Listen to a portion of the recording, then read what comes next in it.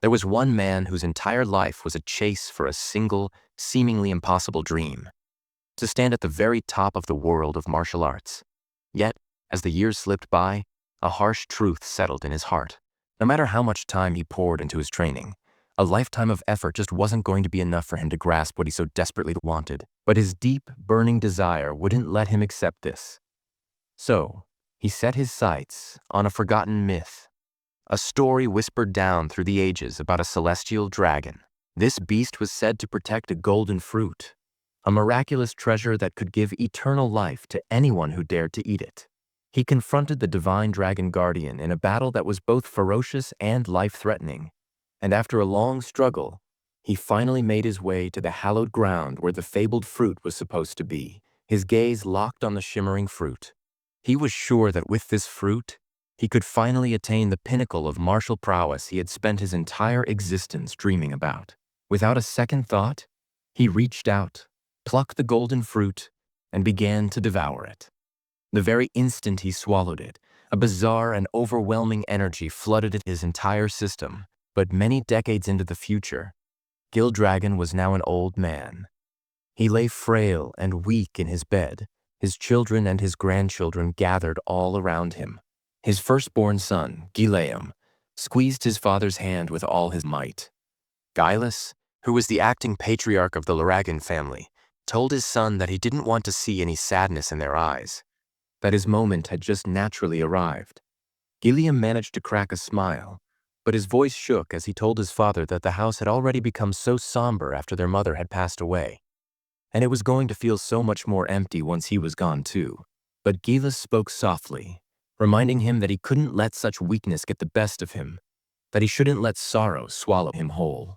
Then, a quiet fell over the room, and Gilus's mind drifted back to the golden fruit. He had to concede to himself that, when all was said and done, maybe nobody could really put their faith in the old myths from the ancient days. Even so, he still counted himself as lucky, because he had been granted enough time on this earth to start a family of his own. He looked at his beloved family and told them that he had lived a long and wonderful life. And because of that, he had zero regrets. But he knew, in the deepest part of his soul, that this was not true. Even at this very moment, he still hadn't been able to release his dream. If he just had a little more time, he would have kept on fighting to reach the peak of martial arts, the one goal that had always been just out of his reach. And so, as his life came to a close, he clung to that singular wish right up until his very last breath. But then, in a turn of events that no one could have possibly predicted, Gilus's eyes fluttered open once more. He was completely bewildered, wondering if he had just dozed off for a moment. Nothing felt right. The room he was in was not his own. His body felt incredibly light, and the things he saw around him were totally foreign. When he finally got a good look at his own hands, his eyes shot open in total shock. These can't be my hands. Am I a baby? He didn't take long to figure out that he was in a very strange predicament. But as someone who had reached the level of a 10-star martial artist, he had to wonder how in the world someone could have put him in this state without him ever realizing it. That's when a memory hit him. The divine dragon and the golden fruit. It all clicked into place. The fruit didn't grant immortality. Its true power was reincarnation. It wasn't what he'd expected, but this new understanding filled him with an incredible sense of happiness. He had been given a second shot, another life to finally climb the mountain he had failed to conquer before. For long, he sensed that there were other people in the room with him. As he glanced around, he understood that he was in an annex building of the Laragan Manor. By some miracle, he had been born back into the very same family. He then saw that the room was teeming with other newborn babies. Just as he was trying to figure out why there were so many infants all in one place, a few maids walked in. Baby bottles. They were holding baby bottles. But what was odd was that the bottles were not filled with milk, but with a strange red fluid. Gilfus watched as the maids began pouring the crimson liquid into each of the bottles. He assumed they were getting ready to feed the babies, but then all of a sudden one of the maids brought out a goblin. They shoved the bottle deep into the goblin's throat. Just a few seconds later, the goblin started to shake uncontrollably. A red glow exploded from its body, and then it burst apart in a horrifying spray of blood that went flying all across the room. Gillis was frozen in place, utterly horrified. His mind was a storm of fear and utter confusion. What in the name of the heavens is going on in this place? As they started to give the red liquid to the other babies, a different maid came over and scooped up Gillis. He looked down at the bottle and knew right away that it was not milk. The energy pulsing from it was frighteningly powerful. He could feel that the liquid was dragon blood, and he knew it was way too potent for the delicate body of a newborn baby. But he didn't even have time to think before the maid jammed the bottle into his mouth. On pure instinct, just like any other baby would, he started to drink. In that very instant, a massive wave of power shot through his veins. His tiny body quaked with pain, but Gillis knew this feeling. The blood of ancient dragons was now flowing inside of him. He thought to himself, "This is incredibly risky, but it might also be a golden chance." At first he thought about resisting, but then it dawned on him that if he could somehow absorb all of this power, he could become even stronger than he was in his past life. He might be able to finally reach the true summit of martial arts. With an iron will, he kept drinking the dragon's blood. The veins on his tiny body bulged, and he was racked with terrible pain. But his spirit was not broken. "You shouldn't underestimate me," he thought. "I am Gilfus Elragon." He kept saying those words over and over in his head like a sacred chant, pushing through the agony until against all odds he conquered it. The maid just stared, completely stunned, as he kept on drinking, somehow surviving what should have been a guaranteed death. Inside his small frame, two gigantic dragon energies were crashing into each other, fighting a violent war for control. When one of them finally defeated the other, Gillis was amazed at how simply he had been able to take in all that power. After he had drunk the very last drop, he was in disbelief that he had managed to endure such crushing pain. His body hadn't burst into pieces. In fact, it had adjusted to the power. He saw that a couple of the other babies had also made it through, which made him smile to himself. So, he thought, you should never doubt the will to survive that a newborn has. But as you'd expect from the body of a baby, he was soon completely overcome with exhaustion. His eyelids felt like they were made of lead, and even though he had just won a great victory, Gilfossil Dragon, the most powerful human reborn, slowly faded into a deep sleep. 7 years had gone by, and he was now putting himself through some very difficult physical training. As he was doing push-ups with one hand, a huge boulder was carefully balanced on his feet. When he finally hit his 1,000th repetition, he kicked the boulder high into the air, and as it came hurtling back down, it slammed right onto his back. Gilfus was amazed at the sheer power his body now had. Gillis Laragan, the man who was once the head of the Laragan clan, was now living with a different name. Zeke Dragon. Zeke pondered how he had managed to get so physically strong at such a young age. He knew it was entirely because of the ancient dragon blood that was now coursing through his veins. It was said that every living thing in this world had something inside them known as a source of power. But the ancient dragon blood they had been given as babies was packed with an unbelievable amount of that power. The ones who lived after drinking it ended up with bodies that were much, much stronger than a regular person's. With the divine dragon's source of power now inside him, Zeke was certain he had already gone beyond the limits he had reached at this age in his previous life. And because he was the only baby who had successfully drunk a whole bottle of ancient dragon blood, his body had gone through a massive change, something that even he hadn't seen coming. But even with all the progress he'd made, the thing that bothered him the most was that he was still just a 1-star. He had been training without a break, thinking he would have reached at least 4 stars by this point. The star was how a person's source power was measured. In this world, the human body was often compared to a universe. The more stars a person had floating around in that inner universe, the more powerful they were. But as the number of stars went up, it also got a lot harder to get to the next level. In his past life as Gilfus Elragon, Zeke had done the impossible and reached 10 stars. We find out that he was the illegitimate son of the man who was currently the head of the Laragan family. His mother had passed away when he was just a baby, and even now he had never once laid eyes on his father, which he thought was incredibly irresponsible. The thing that surprised him the most was discovering that a whole 1,000 years had passed since he had been reincarnated. He felt that being reincarnated was already hard enough to believe. But after 1,000 years, the world was a different place. It had truly become a time where only the strongest survived.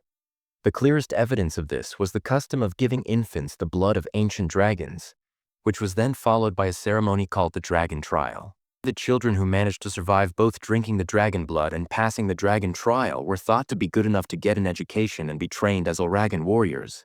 All rights, Zeke should have been one of them. And yet, every time he asked the servant who was assigned to look after him why an instructor had never come to train him, the servant would just say that she wasn't permitted to talk about things like that. Even though he had already turned 7, Zeke had not had a single lesson. Isn't that a bit weird? Zeke thought out loud. Every single child who made it through the dragon trial was supposed to start their combat training. Every child but him. He spent day after day living by himself with just a servant there for him. When he finally confronted the servant about it, she just asked him what the problem was with his current living situation. Zeke let out a sigh and said that, for the time being, getting his body into shape was a bigger priority than combat training anyway. After all, he could just teach himself if he really wanted to. He had, at one point, been a 10-star warrior in his old life. Zeke then asked for any information about the other babies who had survived, or anything at all about the main family that might be useful to him, but the servant, once again, said no, telling him that she was not allowed to share that kind of information.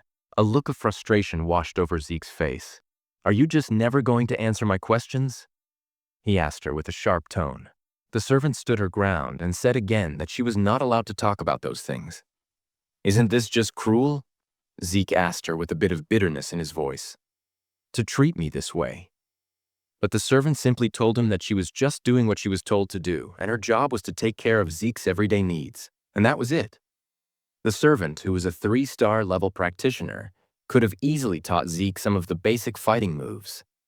And yet, Zeke had zero interest in learning such simple things. After living with this maid for 7 years, he had gotten used to her giving him the same empty answers. In the end, Zeke made up his mind to leave the house and go into the forest.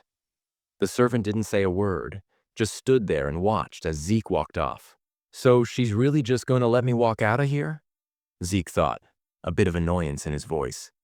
Once he was deep inside the forest, Zeke pulled up some wild poisonous plants from the ground and ate them without a second's pause.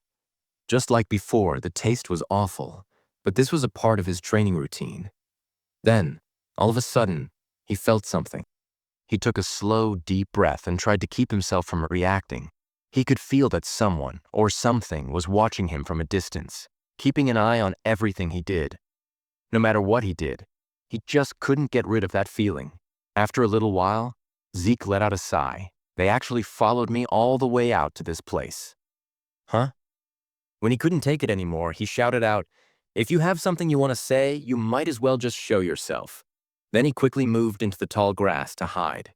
A few moments later, as he was hiding in the grass, Zeke felt a dark and heavy presence nearby. When he looked in the direction it was coming from, he saw a creature that was known as an anger boar. What is that aura? He wondered.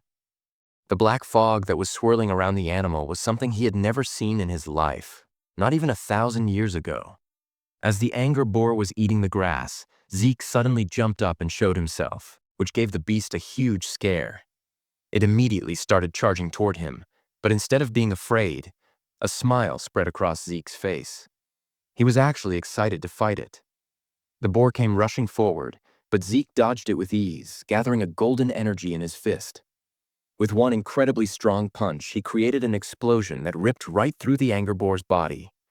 He couldn't stop himself from smiling when he saw it. His attack had been much more powerful than he thought it would be.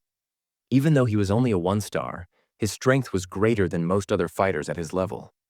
As he lifted the dead creature onto his shoulder, Zeke muttered, "This will be even better once I get my star level up." He was getting tired.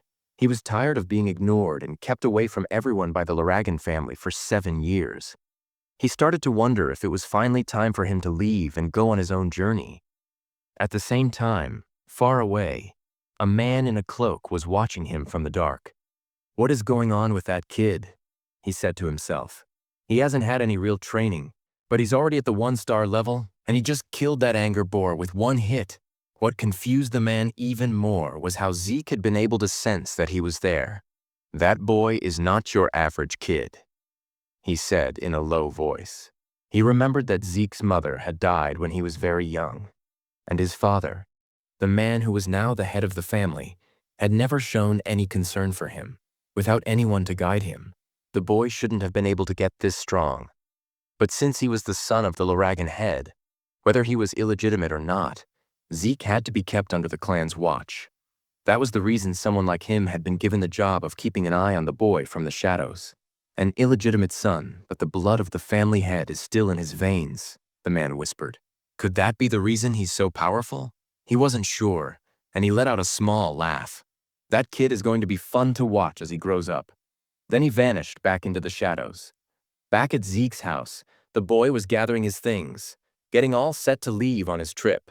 But then, out of nowhere, he felt several very strong presences just outside his door. 3 4-star practitioners and 1 5-star. What are they doing all the way out here, he thought, as he crept quietly to the door to try and hear what they were saying.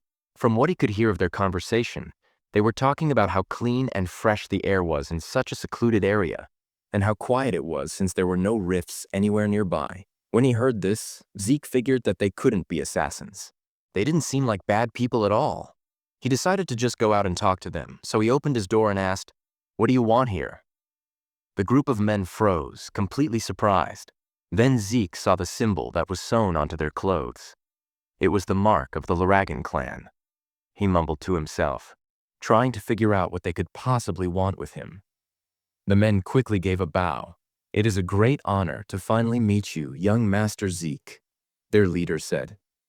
"We have been sent here to take you to the place where you will be examined." Examination? Zeke's eyebrows furrowed in confusion. A flash of annoyance crossed his face. "They want me to take some kind of test," he grumbled, "even though they haven't taught me a single thing." A few days later, Zeke found it hard to believe that he was back at the main estate of the Laragan family once again. He explained to us that he hadn't been brought back here to start living in the main estate again, but for a different reason. Before he was allowed to go inside, they told him that he had to change out of his dirty clothes first. Zeke then started to talk about something called the Dragon's Nest. In the 1,000 years that had passed, the Laragan family had created a school that was for all the different branches of their family line. Every single person who was born with any kind of connection to the Laragan family had a dream of getting into this place they called the Dragon's Nest to get a proper education as soon as they turned 7 years old. And this very day was the day of the entrance ceremony for that school. Zeke was here to participate in the entrance exam. Even though he had not learned a single thing about the current generation of his family, he was still required to take the exam. Zeke immediately felt his spirits drop when he understood that this was the real reason they had come to get him. Why would they do this now, he thought, right when he had made up his mind to leave and see the world. As he was sitting near the school's entrance, a boy from Ortiscal village came up to him. It was Rangus, and he asked Zeke if he was okay and what seemed to be the matter. When Zeke asked him who he was, the boy properly introduced himself as Rangus and said that he had come over because Zeke seemed like he was troubled. "Is that right?" Zeke answered in a casual tone. After taking a moment to observe the way the energy was flowing in Rangus's body, Zeke quietly thought to himself that the boy seemed a bit timid, but he had a surprisingly strong ability to sense things. Zeke then said he was sorry for his mood and introduced himself as well, admitting that his head was all mixed up because he had no clue what they were going to have to do for the exam. "Is that the only reason?" said Rangus, who started to get a little nervous himself when the test was mentioned. Still, he told Zeke that the yearly entrance exam for the Dragon's Nest didn't usually change very much. But when Zeke confessed that he knew absolutely nothing about the exam, Rangus was completely taken aback. Taking the test without knowing anything about it? Wasn't that just way too careless and risky? Right as Rangus was getting ready to tell him about the details of the exam, a loud and arrogant voice suddenly cut them off. A boy with a big ego shouted and called Rangus a weakling. Rangus spun around, shocked, and knew right away who it was. It was Retin, who was also from Ortiscale village. Making fun of him, Retin asked why he was even there, and said that he must have taken a wrong turn to end up at the Dragon's Nest. He even told him that it would probably be a good idea for him to go back home before he got himself hurt. "I'm here to take the entrance exam," Rangus answered, But his voice was shaking as Retin got closer, asking him if he was really serious about taking the test. Retin grabbed his stomach and started laughing loudly, saying that there was no way he could pass. He then started insulting Rangus's father, saying, "Your dad's a pseudo-dragon, isn't he? What could the son of a pseudo-dragon ever hope to do?" Rangus's hands were shaking as he tried to keep his anger in check, but Zeke saw the whole thing. Then we were told that the Laragan family had a very strict ranking system. The ranks went like this: novice whelp dragons, regular soldier child dragons, captain-level adult dragons, executive elder dragons, who were also called elders, and at the very bottom of the ladder were the pseudo-dragons. These were the people who had either failed to get into or graduate from the dragon's nest, and they were seen as immature and incomplete dragons. But Rangus had held a dream for a long time to show everyone that even if they were called pseudo-dragons, they were still dragons. Zeke was surprised and asked why Retin was so certain that Rangus would fail the exam before it had even begun. "Who in the world do you think you are?" Retin yelled, asking Zeke if he had some kind of problem with him. Zeke spoke calmly and said that he was just curious as to why Retin was so sure that Rangus wouldn't be able to pass. Retin pointed a finger at Rangus and yelled that the reason was plain to see. He was just a total weakling. Zeke tilted his head to the side and asked if he had really just said that Rangus was weak, because from what he could tell, Rangus seemed to be even stronger than them. When he heard that, Rangus's eyes went wide with shock. This was the first time in his life that someone had ever defended him. The arrogant boys got angry and asked if Zeke was actually trying to say that they were weaker than a pseudo-dragon, someone they thought of as being beneath them. But before the situation could get any worse, a man showed up and got everyone's attention. He was the adult dragon examiner, and he announced that the Dragon's Nest entrance exam was just about to start, and that all of the participants needed to go register and get their numbers. As Retin was walking away, he shot a glare at Zeke and warned him that he wouldn't forget his face. Zeke let out a sigh and said that there was no reason to be so angry, and mentioned that the kids of this generation all seemed to have very short fuses. Rangus quickly answered, "That wasn't that strange since they were all about the same age." Rangus also said that anyone would get mad if they were told they were weaker than him. "Is that right?" Zeke said quietly. Since the entrance exam was something they had to do, they didn't have any other option but to take it. But Zeke was surprised when Rangus told him that it was actually possible to not take the test. Zeke's eyes widened, and Rangus saw that Zeke really didn't know anything about it at all. Rangus suggested that it might be a better idea for him to just pull out now before he ended up getting hurt. But Zeke replied with confidence that a genius like him would never back down from a challenge. Rangus could only shake his head and say that Zeke was way too confident for someone who didn't know anything about the exam. Zeke just let out a laugh and said that no matter what the test was, they should get a move on since it was about to begin. Rangus didn't have a choice but to go along with him. When they got to the area where the test was being held, the examiner announced that the exam was very straightforward. To pass, all they had to do was put a scratch on the stones that were placed behind him. But no other weapons were permitted except for the ones that the academy gave them. Still, they were allowed to use their bare hands if they wanted to, but every participant would only get 3 tries. "That's all?" Zeke said, sounding like he wasn't very impressed. After making it through the dragon trial when they were just babies, he had been expecting something much more frightening and difficult, but this just seemed like it was going to be disappointingly easy. The examiner then called up the first participant and told him to start. The boy, who was nervous but had a look of determination on his face, swung his sword at the huge stone with all the power he could muster. The sound of metal hitting rock echoed through the area, ringing in everyone's ears. But to the shock of everyone there, the boy's sword broke right in two, and the force of the impact completely shattered his arm. Zeke was stunned by what he had just seen. As the boy was writhing on the ground in pain, the examiner calmly told him that he still had 2 more chances and asked him if he wanted to keep going. But since the boy wasn't able to stand up anymore, the examiner announced that he had failed and told the others to come clean up the area. As the injured boy was being carried away, the next number was called. Rangus was shaking with fear after what he had just witnessed. At the same time, Zeke was getting annoyed. "So this is what they call a test?" he mumbled. He then asked what kind of stones they were using. It was then explained that the stones had the ability to heal themselves. Any scratch that was made on them would disappear in a flash. Not only that, but they could also send back physical force 100 times stronger when they were hit with power. Zeke immediately said that using materials like that was way too much for a simple entrance exam. But Rangus explained that it was still possible to scratch them if a person could get their source power to flow through their entire body before they attacked. "I get it now," Zeke said. He understood that how you circulated your source power was much more important than your martial arts skills for this particular exam. After looking at the other participants, he figured that only a handful of them would be able to pass, and that included those arrogant boys. As the exam went on, a lot more people failed than passed. Many of them got very badly hurt because of the stone's ability to reflect normal physical attacks. Then, after a little while, the examiner called out Zeke's number. "It's my turn," Zeke said with a calm smile. Ranges, who was still on edge, asked him if he was really sure he didn't want to back out, but Zeke just walked forward, telling him not to be concerned.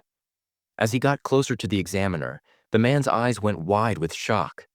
Zeke's aura started to flare up, and you could faintly see the power from his previous life as Guileless. The examiner told him to come forward and pick a weapon, but Zeke said that he didn't need one. His fists would be all he needed. The crowd started to whisper in disbelief. No matter how good he might be at circulating his source power, they thought there was no way he could scratch that stone with just his bare hands. His fists would definitely be shattered instead.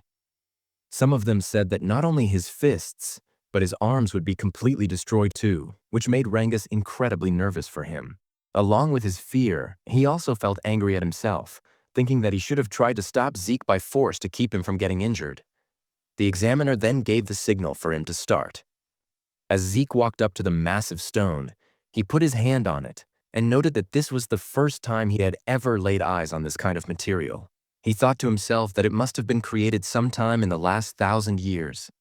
And even now, there were still so many things about this current generation that he didn't quite understand. But that wasn't important anymore. He immediately focused his source power into his fist. While Rangus was shaking with worry about what could happen to Zeke, our main character was actually filled with a sense of excitement, because this was the first time he would be able to use his full power. He decided that he would use this mysterious stone as a way to see just how strong he currently was. Rangus's eyes widened again as Zeke used the first form of the Dragon Destruction combat technique, Burst Strike, on the stone. A massive wave of energy exploded from the point of impact. Pieces of the broken rock went flying in every direction, and the powerful gust of wind from the explosion sent dust and dirt swirling all around.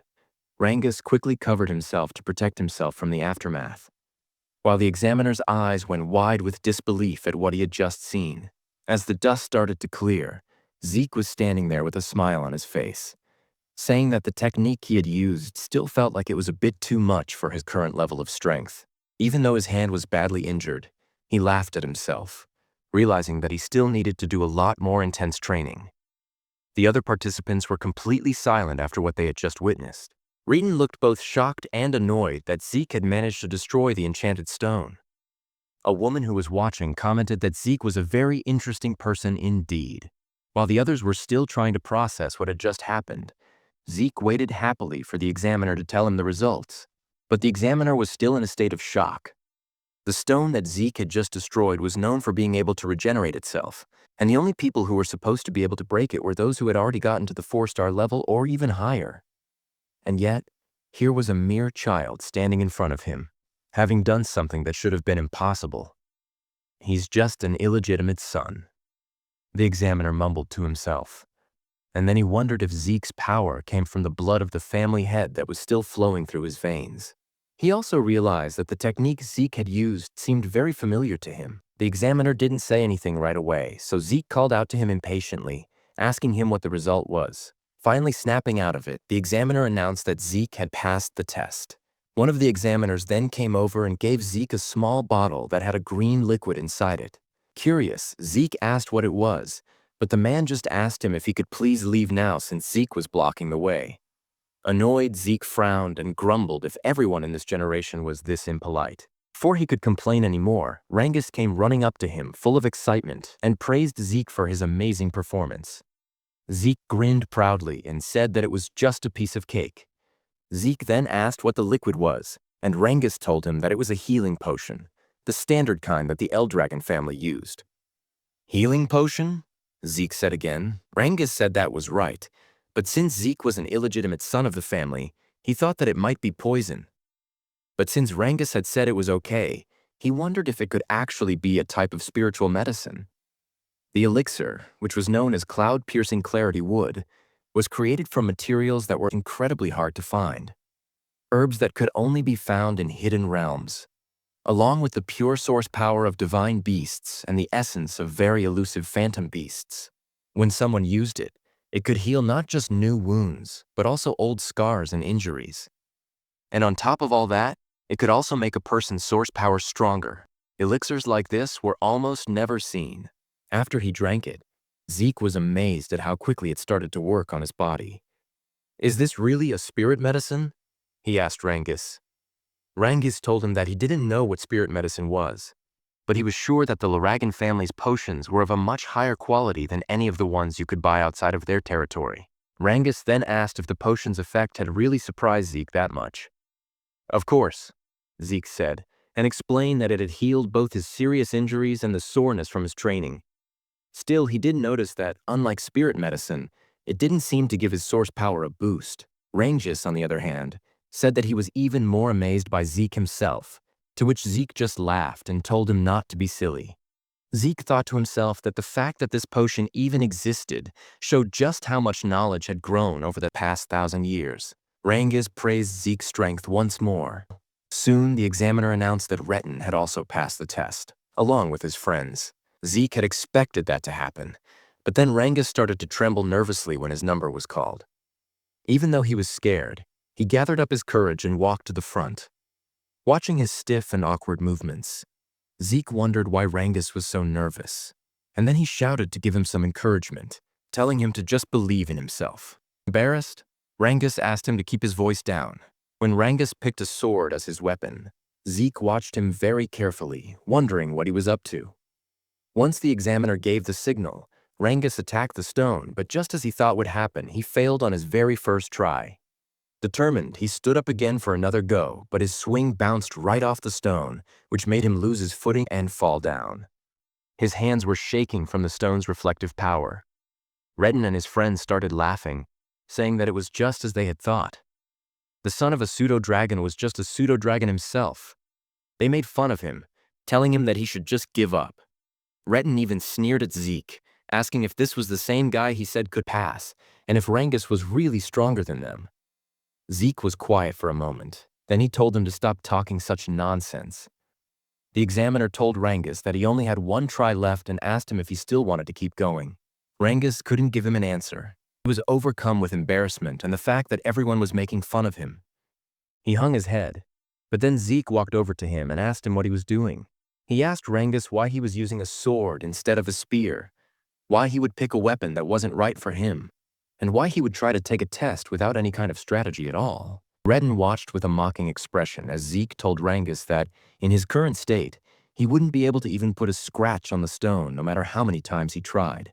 Retin and his group laughed again, calling Zeke an idiot and reminded him that Rangus didn't know the first thing about using a spear. His weak father had only ever taught him how to use a sword, they said, and changing weapons at this point wasn't going to make any difference. But Zeke paid no attention to their taunts and called out to the examiner, asking if it was against the rules to switch weapons. The examiner said that it was not. "Then Rangus is in luck," Zeke said with a grin. He turned to Rangus and asked him if he trusted him. Memories of all the times he and his father had been humiliated came flooding back into Rangus's mind. Clenching his teeth, he stood up straight and said that he would trust Zeke. He would fight with a spear, just like Zeke had told him to. Rangus told us that his father had never been able to get into the dragon's nest. Because of that, people had called him a pseudo-dragon and made fun of him. But even with all the humiliation, his father had put up with it all just so he could raise Rangus properly. That was why Rangus had made a promise to himself to show everyone that he, Rangus, the son that his father had raised with so much care, was also a real dragon. He got back on his feet once more, holding the spear tightly in his hands, and announced that today he was going to prove that neither he nor his father were fake dragons. He also knew that if he tried again with a sword, the outcome would just be the same as it was before. So this time, he decided to put his complete trust in Zeke. The only issue was that he had no idea how to use a spear. Zeke called out to him, and as he pointed at the enchanted stone, he told Rangus that there was nothing else he needed to worry about.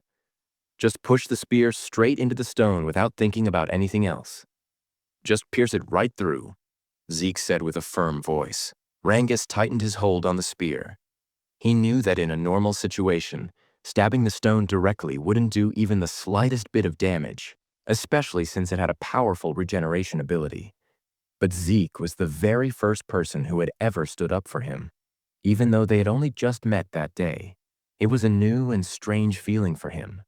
But because of that, he decided to put all of his trust in Zeke and to believe in his own power. This time, he gathered his source power into the spear, and right away he noticed something weird. For years, he had been using a sword, and yet, he had never been able to wrap it in this much source energy, something that he was now doing with no effort at all with the spear. With a determined yell, Rangus unleashed all of his power and hit the stone with everything he had. Retin almost died from laughing, saying that it was exactly what he had expected. That changing his weapon wasn't going to help him pass the test. But Rangus didn't give up. He felt something different, something strong. The spear in his hands felt like it was a part of his own body. Then, as he pushed the weapon forward with all of his might, the spear went right through the enchanted stone completely. The look of shock on Retin's face and on the faces of his friends was priceless. Even the examiners couldn't help but be astonished, and they were thrilled by what they had just seen. Rangus hadn't just put a scratch on the stone, he had pierced it all the way through. Zeke immediately gave him praise, while Rangus himself could barely believe what he had just done. Even after the examiner officially said that he had passed, Rangus still asked in disbelief if he had actually succeeded. Zeke smiled, put an arm around his shoulder, and told him that he had. Overcome with happiness, Rangus almost started to cry as he gave Zeke a tight hug, shouting over and over that he had done it, that he had passed the test. Rhett's group, however, did not want to believe it. They said it was just luck, but Retin himself was quiet, shaking with anger. He couldn't accept that. Just as Zeke had said, Rangus was in fact stronger than them, and that his result was much better. The examiner then announced that the test was now officially over. After that, he declared that the entrance ceremony would be starting very soon. Zeke immediately asked if the test was really all over. Rangus said that it looked like it was, but he also said that there would probably be more tests once they were actually inside the dragon's nest. Soon, a group of men came out from a dark hallway. When they came into the light, the examiner announced that the head of the Laragan family would now give a speech to congratulate the ones who had passed. The second Zeke saw the man, he asked who the person with the cold, dark look on his face was. Rangus, who was clearly nervous, said that it was the family head himself. "That's the family head." Zeke said, "Why does he look like that? He's not even smiling. He looks colder than a block of ice." Rangus immediately put his hand over Zeke's mouth, whispering that it would be a good idea for him to just stay quiet, and begged him to please stop talking. Zeke gave a nod. When he looked at the group again, he noted that these people were the ones who held the power in the Laragan family at this time, while others were at the 6-star level. To Zeke, their power was quite impressive, especially since the current family head, Balsa Laragan, was a powerhouse at the 8-star level. 1,000 years ago, only a very small number of people had ever managed to reach that level. Still, Zeke wasn't sure how many people like that existed in this current time. "I do not like this family head," Zeke mumbled. But before he could say anything else, Rangus tried to quiet him down again. Zeke let out a sigh and thought to himself that he never would have thought that this man would be his father in this lifetime. A dark, fiery aura was coming off of Balsa's body, which made the whole area feel heavy. The examiner quickly told everyone to be quiet because Master Balsa was about to give his speech. When Balsa came forward, he only said a few words. They must all work hard to become the flesh and blood of the Laragan family. As he was speaking, the scary pressure of his aura spread out across the hall. Zeke wasn't affected by it, but many of the people who had taken the exam were shaking with fear, and some of them were having trouble breathing as their bodies were frozen by the immense pressure. Zeke saw that even Rangus was being affected by it. He couldn't believe how easily everyone around him was being overwhelmed by the family head's presence. More than that, Zeke could feel an intense hatred that was hidden inside Balsa's aura. He didn't know what the reason for it was, but even so, he just couldn't bring himself to like the man who was supposed to be his father. When Balsa turned to leave, another man stepped forward and got everyone's attention. He had blonde hair, and he cheerfully thanked Balsa for his speech. He then said that Master Balsa had very high hopes for all of them, and that just like his master, he was also going to keep his own speech very short. As Zeke was wondering who this man was, the speaker just told everyone to train hard and to get stronger. That's all. The man smiled and said that people who stress out too much about small things end up going bald early, so he wasn't going to waste their time with long speeches. Zeke couldn't figure out what was wrong with these people, but at least the mood in the hall had gotten a bit lighter. The examiner then announced that the new students would now be told which dormitories they would be staying in. Zeke asked if they weren't all going to be staying in the same dormitory, and Rangus explained that there were 4 of them: West, South, and North dorms. Every student who was accepted into the academy was given a place to live in one of those 4 halls. When Zeke's number was called, he stood up and waved goodbye to Rangus. He was assigned to the East Hall. As he was walking down the hallway, he commented that a lot of things had changed in this place over the last 1,000 years. After he found his room, he said that he must have gotten a bit lost since it had taken him some time to get there, and his roommate had probably already arrived. When he opened the door, he happily greeted his new roommate and said he was sorry for being late. He then said that from this day on, they would be sharing the same room. But to his surprise, his new roommate was none other than Rangus himself. Zeke couldn't help but laugh and said that it seemed like destiny was always bringing them together. He asked if there was anything else they had to do for the day, and Rangus told him that their training was going to start tomorrow. "Is that so?" Zeke said in a casual way, which made Rangus ask if he hadn't been listening to what the examiner had said earlier. Zeke admitted that he had not been listening on purpose. Rangus sighed and said that they should try to get some sleep early since their training was going to start the next day. As Zeke was looking out the window, he thought about his plan to run away from the Elragan family and travel the world. But after what he had learned about the enchanted stone with the ability to heal itself and the healing potion, he realized that he had found out a lot of interesting things during the exam. If he really wanted to know about all the changes that had happened over the last 1,000 years, he thought, then maybe staying with the Elragan family for a little while wouldn't be such a bad idea after all. A month had gone by at the academy, and their training was getting tougher and tougher. They were holding heavy dumbbells in both of their hands. The instructor explained that the dragon's breath that he was teaching them was one of the most important techniques that had ever been created by the 15th Aragan family head. After he reminded them that they had to master the technique no matter what the situation was, the instructor's attention was caught by a few of the students. Some of them, he saw, had already mastered dragon's breath, especially the young woman that he called Master Leah. The amount of energy that was overflowing from her suggested that she was very close to reaching the 2-star level. But aside from her, there was one other student who caught his eye, and he could hardly believe what he was seeing. Zeke was training while not only holding the dumbbells, but he was also balancing large stones on his head and his arms. The instructor stared in disbelief and said to himself that the blood of the family head really did run in Zeke's veins.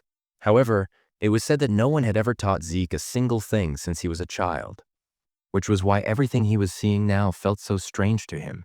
Zeke, on the other hand, couldn't believe that the technique that he had once called the Dragon King's breathing technique had been improved upon by the family heads who came after him, and that it was now being taught to the other branches of the family as well. According to Zeke, breathing techniques were ways to gather the source power from the area around you into your body.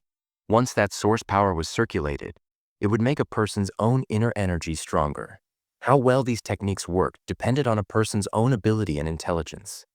That was why the great families of this world kept their techniques a secret and never allowed them to be learned by people who were not from their family or who were not part of their bloodline. Zeke also realized that the dragon's breath was a safe and simple technique, and it was easy enough to master, but it was no use to him if it could only be used when he was resting.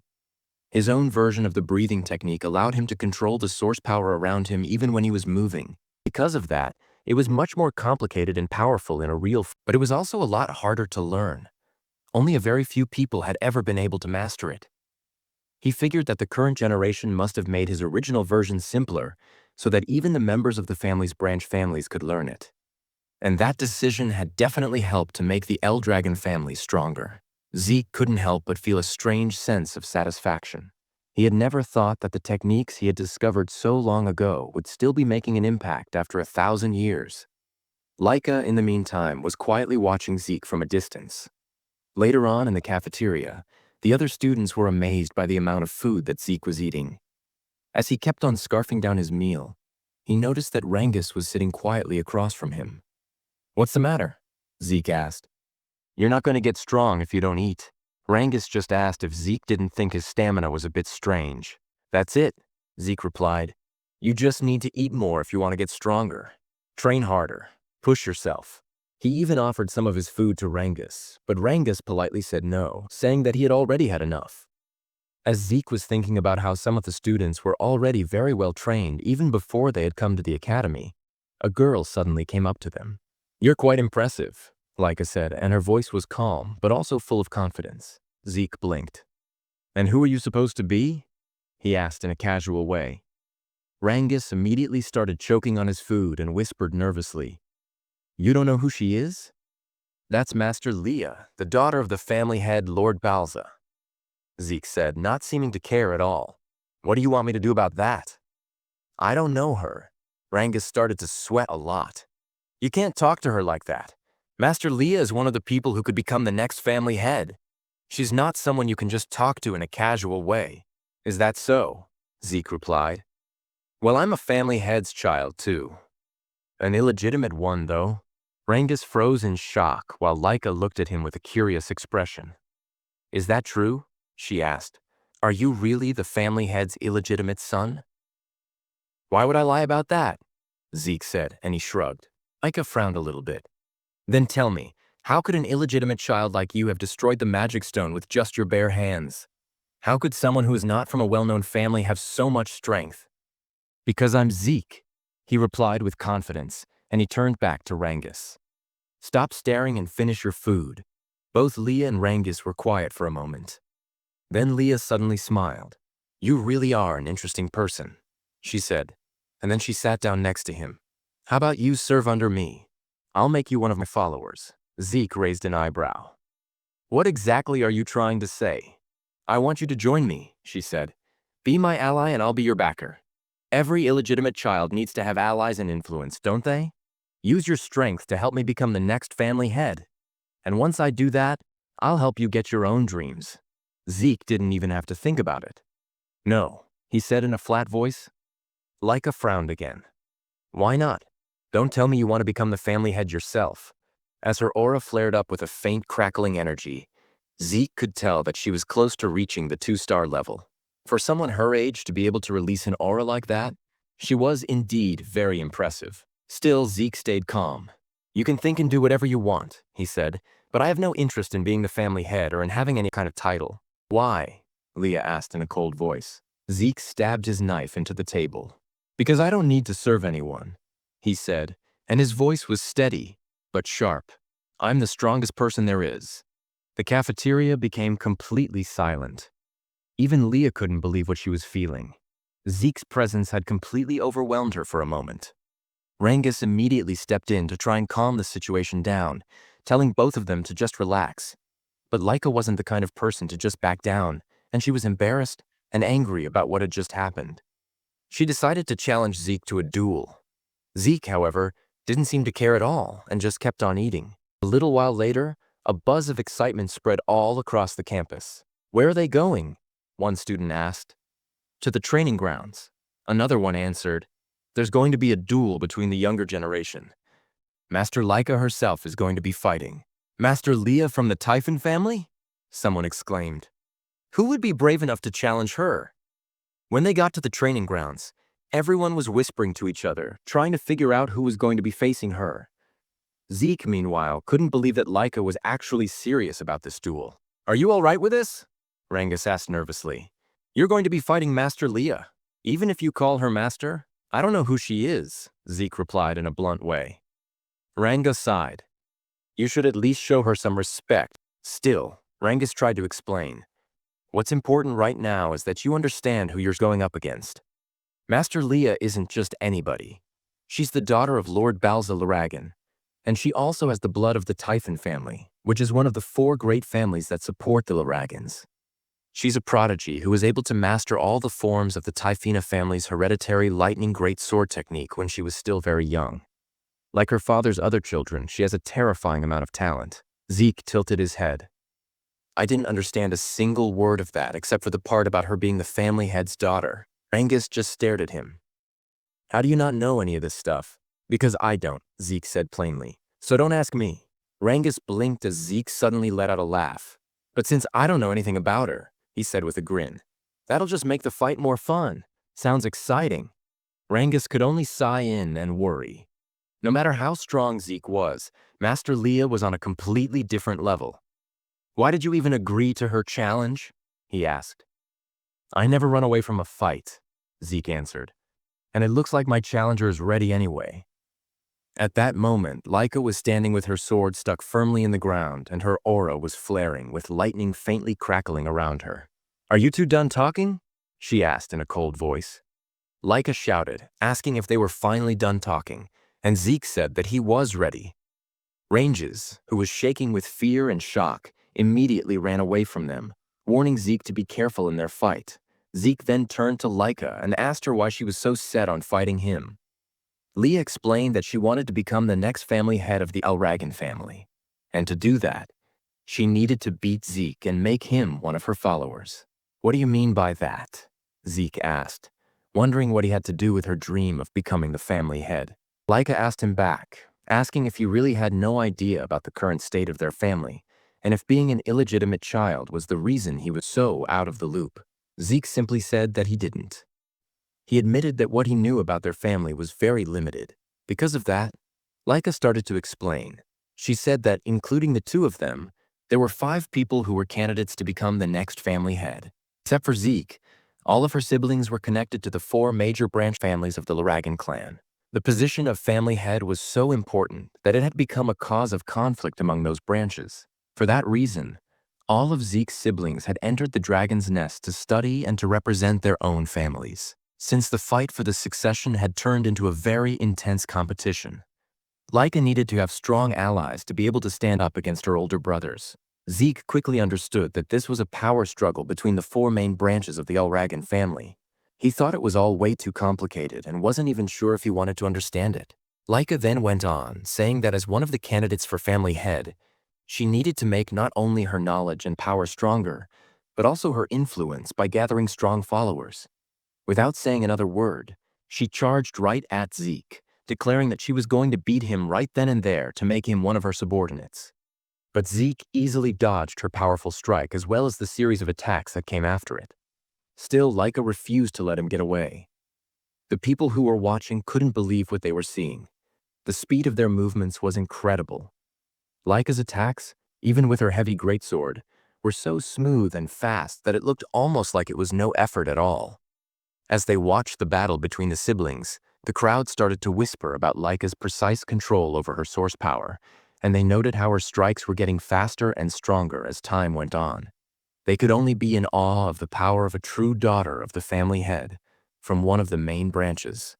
Some of them even said that the outcome of the fight was already clear. What they didn't know, however, was that Laika herself was getting more and more frustrated. She couldn't understand how Zeke kept dodging every single one of her attacks, or why it felt like he was just playing around with her. Ranges, who was watching from a distance, couldn't help but be amazed. His earlier worries were disappearing as he saw how calm Zeke's movements were. Zeke then said that the martial arts Lee was using were not like anything he had ever seen before. He admitted that her movements were much faster than those of any normal 1-star level fighter. But Leah, who was irritated, shouted for him to stop talking and to focus on their fight. Zeke clenched his fist and said that he was already focused, and that was exactly why he could unleash such a powerful strike so easily. His punch landed squarely, and Laika immediately gagged from the force of it. She fell to her knees, holding her sword and her stomach in pain. The spectators gasped and started whispering to each other, wondering how Zeke had managed to avoid all of Laika's attacks and who this mysterious boy really was. As Laika struggled to get back on her feet, she asked why none of her strikes could hit him. Compared to other 1-star fighters, she knew she was much faster. So, logically, Zeke shouldn't have been able to keep up with her. Zeke admitted that she was indeed faster than any one-star he had ever seen before. But in his eyes, she was still just a one-star. "You're a one-star too," Laika snapped, saying that Zeke shouldn't be able to match her speed and movements. "There's a simple reason for that," Zeke replied. "Your breathing, the movement of your eyes, even the way your muscles shift.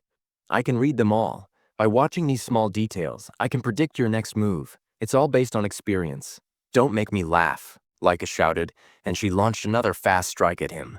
But Zeke easily dodged it again, saying that just like he had said a moment ago, he could see and read her every move.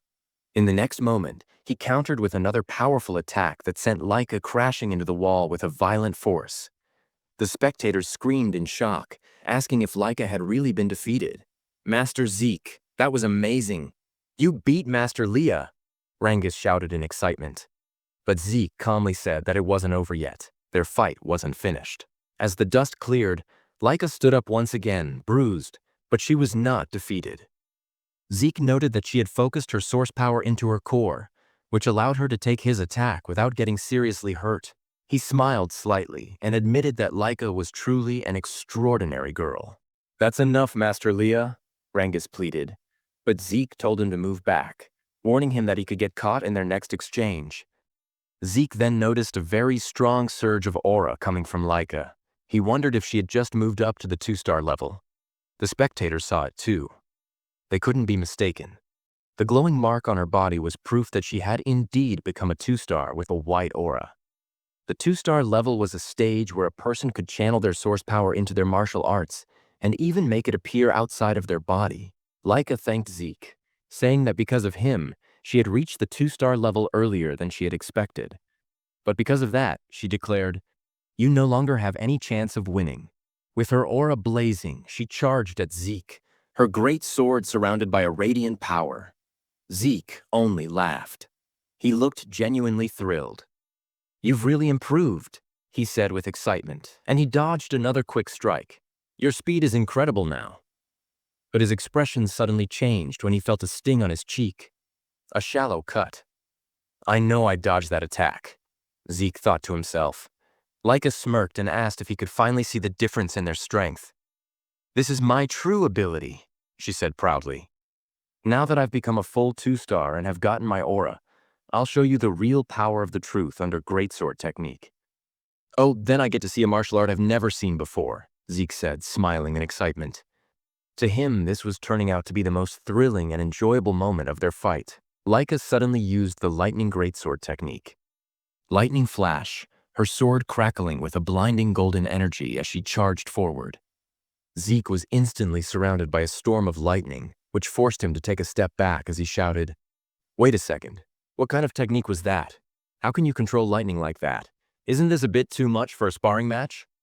Laika smirked, and she drove her sword into the ground as a golden light surged around her. "You seem surprised," she said calmly, and she summoned another move. Lightning net. Sparks shot up from the ground, forming a glowing web of electricity that went flying towards Zeke, but he just barely dodged it. As he landed, he muttered to himself, "Her power has grown so much. Her strength now is nothing like it was before. At this rate, this fight is not going to be easy." The audience was whispering in awe, and they couldn't hide their astonishment. Ever since Leah had moved up to the 2-star level, the whole battle had completely changed. Rangus, who had been watching anxiously, started to worry. Zeke noticed that Laika's movements were simple. There was nothing new compared to when she was a 1-star. But every time she swung her blade now, it carried a much greater force. Her lightning greatsword technique was overflowing with power. Her aura was making each strike even stronger. What surprised Zeke even more was the speed. Laika was moving faster than he could have ever imagined, and her lightning felt strangely mysterious. Still, he was confident. Even if she could cover herself in thunder, he was sure he could counter it, and yet, he was filled with curiosity. What kind of power was this? What kind of lightning could she control? While he was dodging her continuous attacks, he studied her every move, analyzing her aura and its rhythm. Laika, noticing Zeke's calm smile as he danced away from her attacks, frowned, still smiling. "You look too relaxed for someone who is in a duel," she sneered. Let's see how long that lasts. She dashed forward once more, her sword blazing with light as she used swift thunder, surrounding herself in golden lightning. But again, Zeke dodged at the very last second. She's as fast as lightning itself, he thought, only for Laika to swing her sword in the middle of her charge. The blow hit him this time, sending Zeke flying backward with a powerful shockwave that scattered dust and debris all over the field. Ranges gasped and rushed towards Zeke out of pure panic, but one of the other spectators grabbed his arm to stop him. Meanwhile, Zeke stood up. His clothes were singed, but his will was not broken. Laika charged again, and she unleashed another lightning flash, hitting him head-on. And yet Zeke still stood tall after it. How is he still standing? Laika muttered, and her brow was furrowed in disbelief. Rangus ran toward them, shouting, "Master Laika, stop! That's enough. We've already seen your strength." But Laika snapped back coldly. "Do you not understand? Rangus, stopping in the middle of a battle would be an insult to Zeke." Desperate, Rangus turned to Zeke and begged, "Please, Master Zeke, surrender. That's enough." Laika chuckled. "He's right. Looking at your conditions, surrendering would be a wise move. If you kneel down and promise to be loyal to me, I'll stop." But Zeke only smiled silently. Leah's eyes hardened. "Even as an illegitimate child, you're truly a proud Elragon," she said with a little bit of mockery in her voice. She raised her great sword high, and her aura surged. "If that's what you want, then I'll use my full strength to end this." Lightning roared from the heavens as Laika summoned her first secret art, Evan's Thunder. A huge surge of golden energy came down, shattering the stones under Zeke's feet. Thunderbolts struck his body in a storm of divine fury. Rangus cried out in terror, watching his friend's body get engulfed by golden lightning with smoke rising from his charred form. Laika drove her sword into the ground, let out a deep breath, and said softly, "I'm sorry, Zeke, but this is the end." But then, a voice echoed through the crackling air. "Is that so?" In an instant, a brilliant golden lightning aura exploded up toward the sky. Laika's eyes went wide with shock as she turned around. "Impossible! How can this be? How do you have a lightning aura?" she stuttered. Zeke stood there, smiling calmly as golden arcs of electricity danced across his skin. "So this is what you call a lightning aura?" he said in a casual way. His tone was calm, but his words sent a ripple of shock through the crowd. "Possible," Laika whispered, unable to believe what she was seeing. Zeke smirked.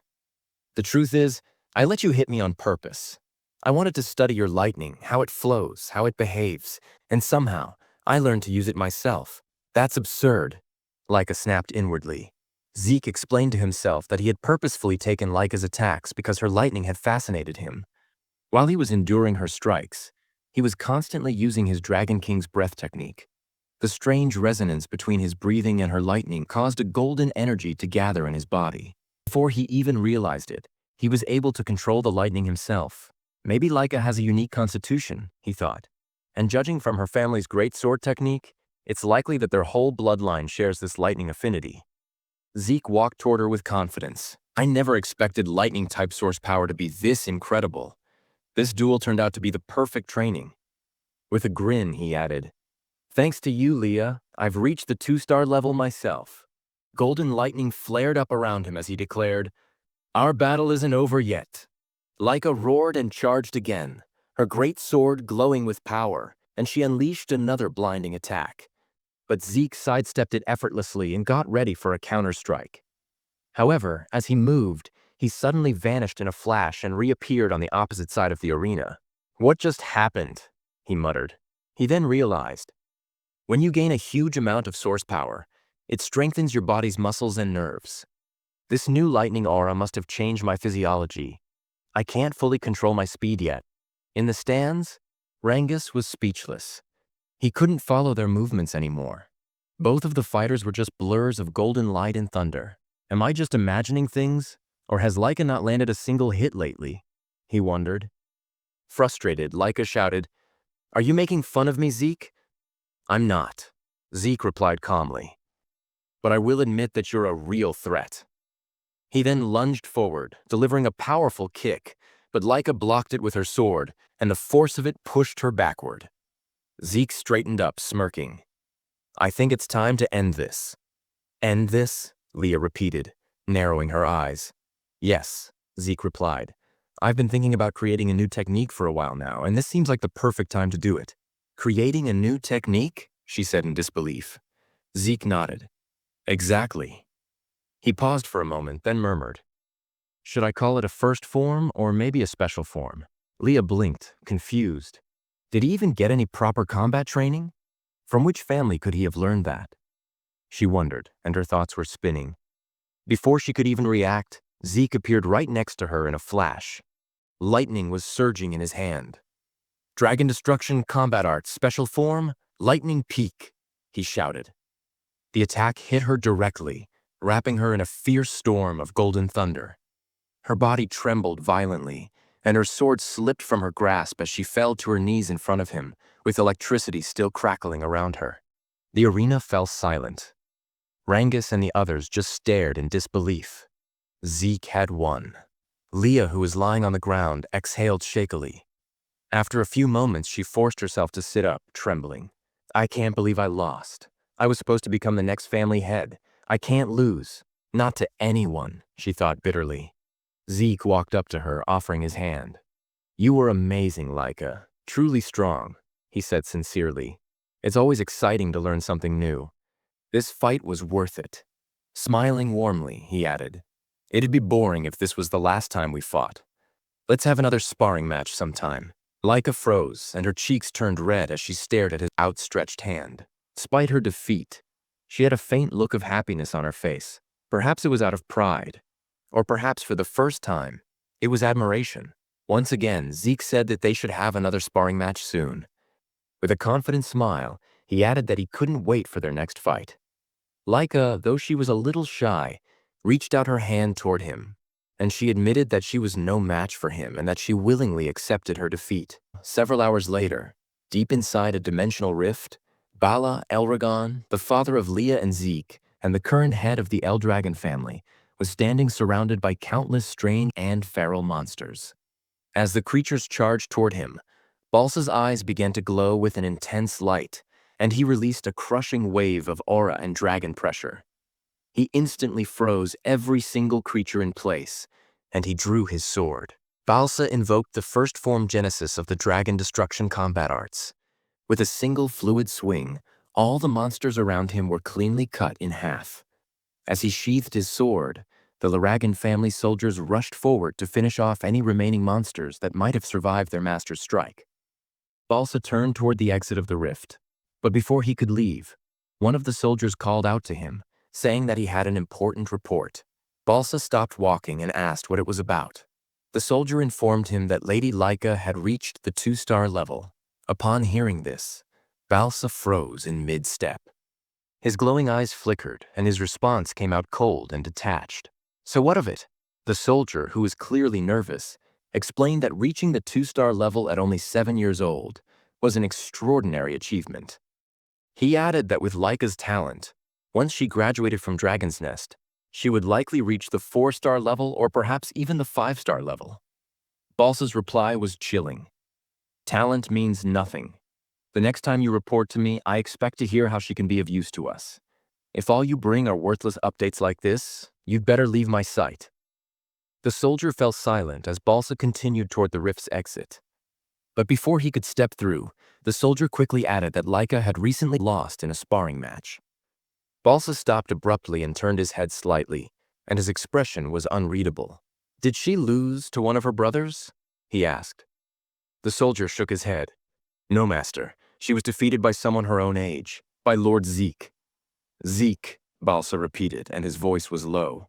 The son of that woman. Memories came to the surface of a humble maid, Zeke's mother. That woman truly was gifted in battle, he muttered. But she died after giving birth to the boy. He turned fully to face the soldier. His tone was sharp. Tell me who could have possibly trained Zeke to defeat a 2-star cultivator? The soldier hesitated before answering. No one, master. Lord Zeke has never received any formal training. He defeated Lady Leah through his own strength and skill alone. In fact, he too has already reached the 2-star level. I see. Balsa said flatly. Then, turning his back once more, he declared, "Begin the first trial." The soldier was visibly startled. "Master Balsa, forgive my intrusion, but isn't it too soon for the first trial? It's only been a month since the students began their combat training. Most of them haven't even reached the 1-star level yet." Balsa cut him off. "I do not care. Death chooses no timing, no level, no favorites. Only the strong deserve to survive. Those who fail aren't worthy of the Laragan name." "Yes, master," the soldier replied quickly. But then Balsa added, "Also, summon Freya. Tell her to return immediately." The soldier's eyes widened in disbelief. "Freya? Master, do you mean that Freya?" Balsa nodded. "Indeed, if Zeke could defeat Laika using only his own strength, then he's far more intriguing than I expected. I want Freya to design and supervise the first trial herself." The soldier bowed deeply. A rare, almost warm expression flickered across his face as he said softly, "He's the most interesting one of all." The next day at Dragon's Nest, the students continued their combat training under Rangus. Zeke, however, was off to the side practicing his breathing technique. Sitting in a wall-sit position, he balanced a massive boulder on his head while holding dumbbells in both hands. His unwavering focus drew the attention of Rangjis and the others, who couldn't help but watch him in silence. With his eyes closed, Zeke contemplated the technique they were studying, the Strike Dragon combat arts. As he recalled, this technique was originally created by the 15th family head. Though it was labeled as a combat art, it was in truth a body enhancement method. Simple yet well constructed, it allowed even young cultivators to grasp it. Ranges called out, "Zeke, aren't you going to train?" Zeke opened one eye. "What do you mean?" "I mean combat training," Rangus clarified. "We're practicing the Strike Dragon combat arts." "I already learned that," Zeke replied casually. Rangus was stunned. "What? But it was only taught to us this morning. How could you have mastered it already? But what's more important right now is that your source power is flowing incorrectly." "My what?" Rangus asked, confused. Zeke set down the heavy boulder from his head and told Rangus to turn around. Placing his hand on Rangus's back, Zeke channeled his aura through Rangus's body, correcting the flow of energy. "There," he said. "That's how your aura should circulate." Rangus turned to face him, grateful. "You've really mastered the Strike Dragon combat arts, haven't you?" "That's incredible." Zeke frowned playfully. "Are you doubting me? What kind of friend are you?" "No, not at all," Rangus quickly said. "It's just, aside from my father, no one's ever taught me like that before. That's why I want to learn everything I can. You, Lord Zeke, already have your own martial arts, strong enough to defeat Lady Leah. I just thought the Strike Dragon combat arts might be too simple and boring for someone like you." "It's not boring," Zeke replied. "Actually, I admire its stability. It reminds me of my own Dragon Destruction combat arts. Though my children never liked that technique. They said it was too difficult and complicated. The Dragon Destruction combat arts was indeed a complex and demanding technique, but it possessed immense power. It consisted of 4 main forms, and during his battle with Laika, Zeke had created a 5th. Beyond that, there was even a secret. He wondered silently how his descendants had handled his other dragon techniques over time. Perhaps they had modified them. The thought only made him more excited. "Anyway," he said, "since I've already mastered the Strike Dragon combat arts, I'll continue with my physical training." He smiled faintly. Everyone has their own way of learning techniques. But before he could continue, Rangus suddenly shouted his name. "Zeke, please teach me. I know it's a shameless request, but I want to get stronger, even just a little." Zeke looked at him for a moment, then nodded. "All right, I'll teach you." Rangus blinked in surprise. "Wait, you mean it? You'll really teach me?" "Of course," Zeke replied. "Why do you look so surprised? You were the one who asked. I just didn't think you'd agree so easily." "I'm not lying," Zeke said, "and I know you're worth teaching." Just then, Leah approached them.